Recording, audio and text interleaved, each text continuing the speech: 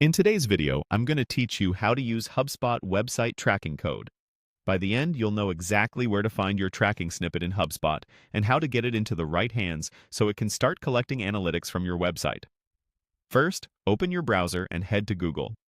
Type HubSpot and click the official HubSpot website. Once you're there, sign in to your account. Make sure you're logging into the correct portal for your organization and that you have permission to access settings.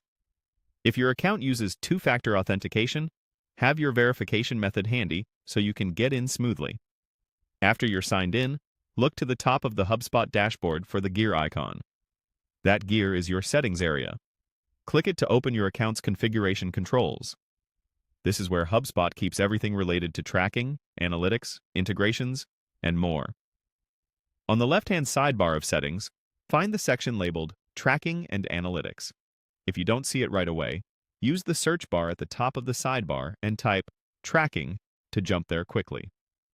Tracking and Analytics is where HubSpot centralizes your site tracking features, including the tracking code you'll need for websites that aren't hosted directly on HubSpot. Inside Tracking and Analytics, select Tracking Code. This page displays your unique HubSpot tracking snippet. If your site is fully built and hosted in HubSpot, the tracking is generally handled for you. If your website is hosted elsewhere, like WordPress, Webflow, Shopify, or a custom stack, you'll use this snippet to connect those pages back to HubSpot. From here, you have two simple options. You can copy the code directly to your clipboard, or you can use the built-in option to email it to a developer. If you're comfortable making website changes, copy the entire snippet and plan to place it in the global header of your site, just before the closing head tag, so it loads on every page.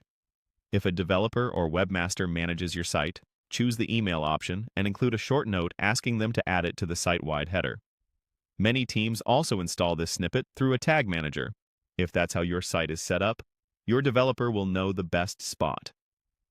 Once the code is installed, HubSpot will begin tracking page views and user interactions on your site, linking activity to contacts when possible. Data may take a little time to appear, so give it a few minutes and then check your analytics. That's all there is to it. Thanks for watching. Now you know where the HubSpot tracking code lives and how to get it implemented quickly and correctly.